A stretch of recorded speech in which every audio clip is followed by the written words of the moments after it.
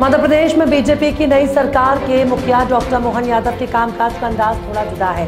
सरकार का भी 1 महीने का कार्यकाल भी नहीं हुआ, लेकिन अब तक 2 जिलों के कलेक्टर गलती के लिए अपनी कुर्सी गंवा चुके हैं। कहा जा रहा है कि ये सरकार फिलहाल जीरो टॉलरेंस की नीति पर चल रही है, जिसकी तारीफ विपक्षी कांग्रेस के नेता भी कर रहे हैं। मध्य प्रदेश हाईकोर्ट ने सीबीआई से नर्सिंग कॉलेज फर्जीवाड़े की जांच 15 दिनों में पूरी करने के आदेश दिए। इस मामले में चीफ जस्टिस रवि मलिमत और जस्टिस विशाल मिश्रा की बेंच में गुरुवार को सुनवाई हुई। इस दौरान सीबीआई ने 254 कॉलेजों की अंतरिम जांच रिपोर्ट बंद लिफाफे में हाईकोर्ट में पेश की।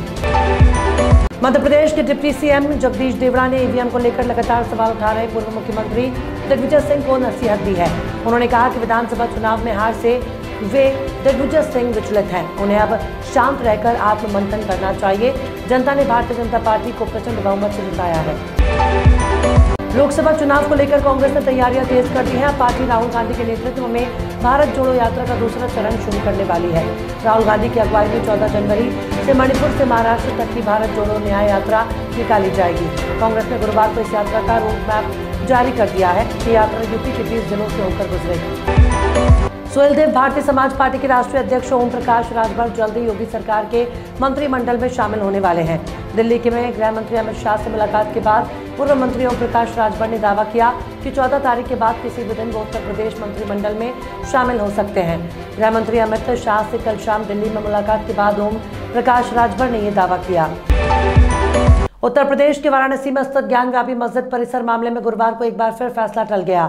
इस मामले में बुधवार को कोर्ट का फैसला आना था, लेकिन भारतीय पुरातत्व सर्वेक्षण ने बुधवार को वाराणसी की अदालत से ज्ञानव्यापी मस्जिद परिसर के सर्वेक्षण की अपनी रिपोर्ट को कम से कम 4 और हफ्तों तक सार्वजनिक नहीं करने का आग्रह किया, जिसके बाद आज की तारीख तय की गई थी। महाराष्ट्र सरकार के मंत्री अब्दुल सत्तार का एक वीडियो सामने आया है, जिसमें वो अपने जन्मदिन के मौके पर आयोजित डांस शो में उपद्रवियों को नियंत्रित करने के लिए कथित तौर पर पुलिस से लाठीचार्ज करने और उनकी हड्डियां तोड़ने के लिए कहते सुने जा सकते हैं। घटना बुधवार रात को सिल्लौट कस्बे की है, जब मशहूर नृत्य कलाकार गौतमी पाटिल प्रस्तुति दे रहे थे। महाराष्ट्र में आंगनबाड़ी कार्यकर्ता पिछले 1 महीने से विभिन्न लंबित मांगों को लेकर हड़ताल पर हैं। सावित्रीबाई फुले जयंती के मौके पर आंगनबाड़ी कार्यकर्ताओं और कर्मचारियों ने आजाद मैदान में आंदोलन शुरू किया। इस मार्च को संबोधित करते हुए उद्धव ठाकरे ने राज्य सरकार की जमकर आलोचना की। उद्धव ठाकरे ने कहा कि आज मैं एक नेता के तौर पर नहीं बल्कि एक भाई के तौर पर आया हूँ। दिसंबर 2027 तक दलहन के उत्पादन में भारत को आत्मनिर्भर बनाने की दिशा में केंद्र सरकार ने बड़ा फैसला किया है।